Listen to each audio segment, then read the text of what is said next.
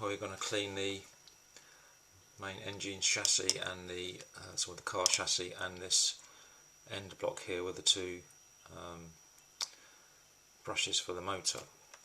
I'm going to use our friend Mr. Bodyshell here, this or any other line scale remover. Don't use something like bleach, it just won't work. So it's sort of half and half of Bodyshell in this, half of this with the Bodyshell, and just half of water.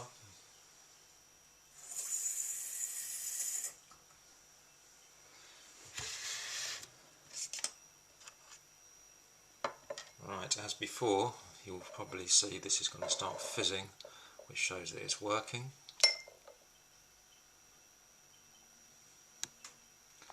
I can just see it's all kind of kicking off in there. So, and we'll drop the end block in there as well, just for good measure. Now we're going to leave that to sort of fizz away for an hour or so, and we'll come back and have a look at it and see how it's going. So while the chassis and the end block with the brushes for the motor is cooking away in that cleaning solution, we're just going to clean up this sort of motor spindle here. It's just, I've got an old sort of toothbrush here. You do with a paintbrush as well, just to get the sort of there's a few bits of dust and hair, and you can dip this in the solution. I have dipped these things in the solution, but I tend to avoid it if I don't need to. Just checking the connections around the sort of commutator here. They're all intact. It's all pretty clean actually. It's just a bit of dust and fluff. So I'm just going to get some wet and dry paper to clean off this sort of area of the commutator on the end.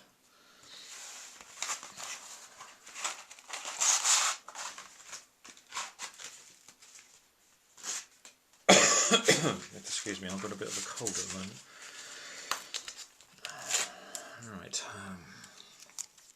so we've got this is not very abrasive, this one I'm using here, because if it's very tarnished you might go through the different grades, but this is just some very light cleaning here. So we're just going to work our way around the commutator. So this ensures that we get good contact between the motor brushes, and the car will run faster, hopefully.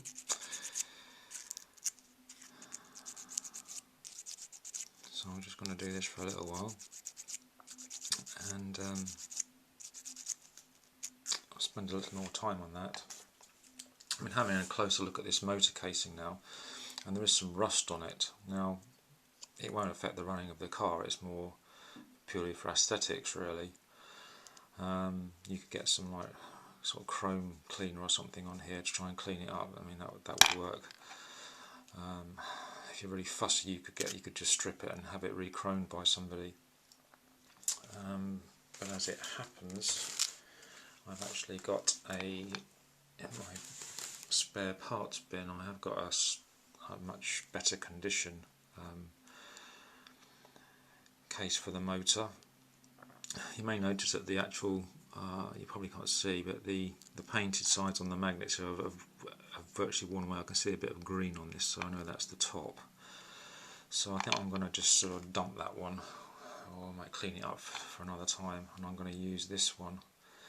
I think I said in one of my earlier videos I have got some spare motors and may actually put a new motor in this car, but we'll rebuild this one and get it running, and then when we get to that point I'll make a decision what I'm going to do. So that's the casing. Just going back to these wheels, these are the front wheels. They're all pretty chewed up. I think some kid has been chewing them or something. So I'm going to dump those, and I've got some spares. unfortunately they're not salvageable, these ones. The tyres are fine. You may remember in the Phase 1 video, the bad Phase 1 Corgi ElectroRocket, the tyres are, the rubber was completely perished, but these are fine. They're usually fine. So I'm going to carry on cleaning this motor spindle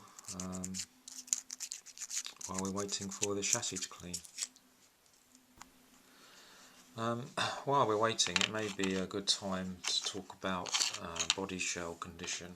I think, as I explained in probably the very first introduction video, the condition of the body shell tends to reflect the condition of the interior of the cars on the Corgi ElectroRockets, particularly. That's what I've found. And when this originally would have had gold all over it, gold plating, as you can see, it's been stripped by the battery leakages from the gases. So the options for this are, you can get this replated by a specialist. I must admit, I've looked on the internet, there doesn't seem to be many around. I think you can get chrome effect spray, or you can just repaint them yourself. What I usually do is I strip the rest of this. See, these windshields, they just sort of push out really. You can get something called model strip, which is for plastic model aeroplanes or whatever. I think it's a bit like caustic soda, and you put it all over the body shell, and you put it into a plastic bag for maybe overnight, and it strips all what's left of this paint off. And give you a base for repainting. I've got some ones here that I've repainted. You could just paint them. I spray them. I mean, you can. These are deviating from the standard colours, but you can have a bit of fun with them. What I've found is that to get quite a nice finish on it, sort of like this.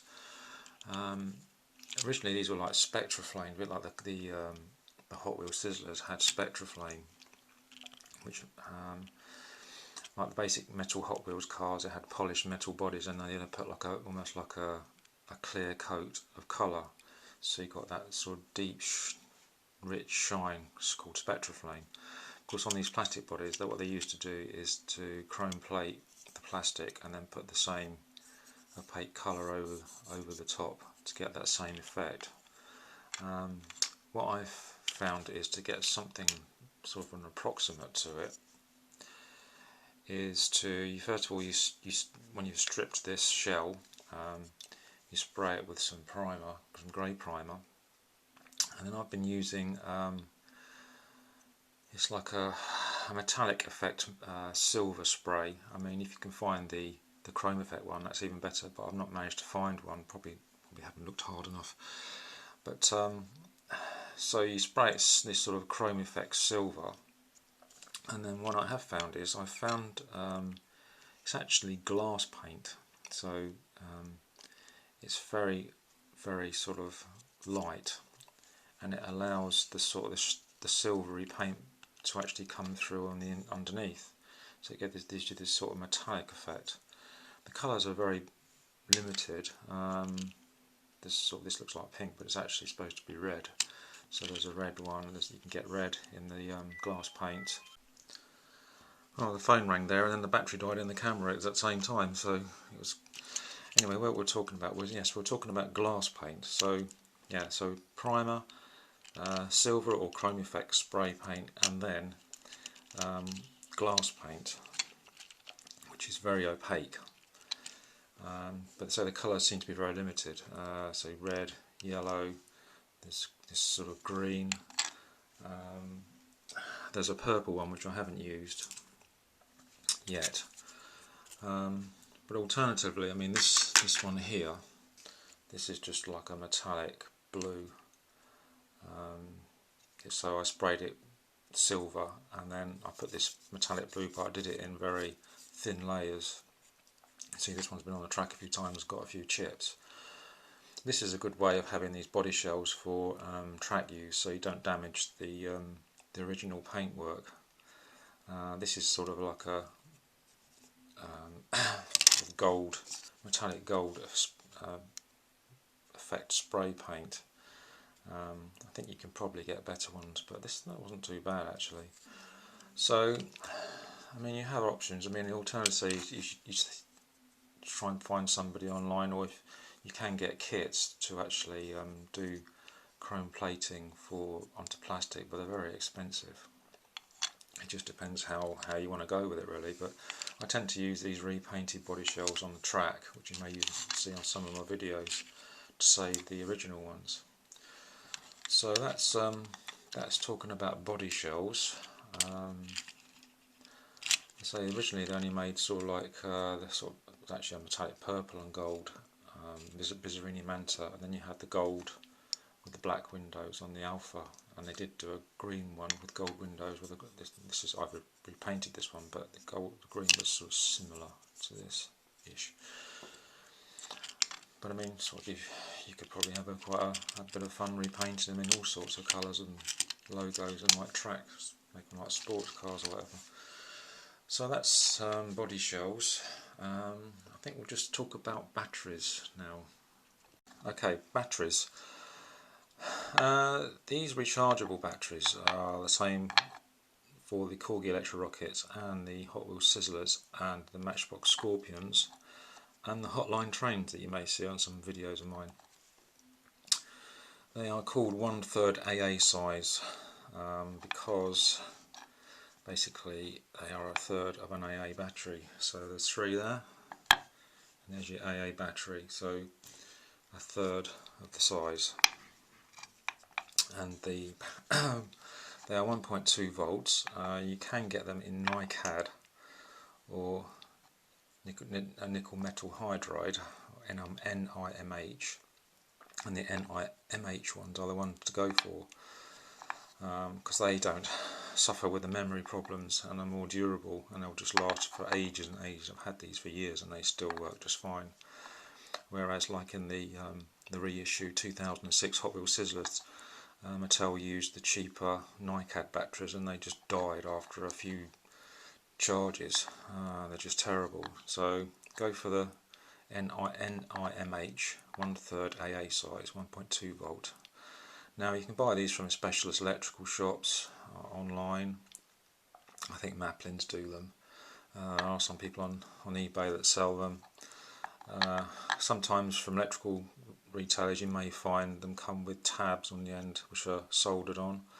They can actually be quite useful if you've got connection problems on some of these cars or hotline trains to get around where you've got broken connections.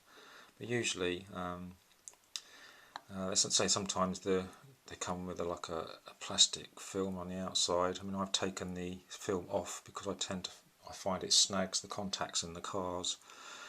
And also on the Matchbox Scorpions, they need this sort of, the metal casing needs to be exposed for the contacts to work in those particular cars. So these are available. So you just go out and find some.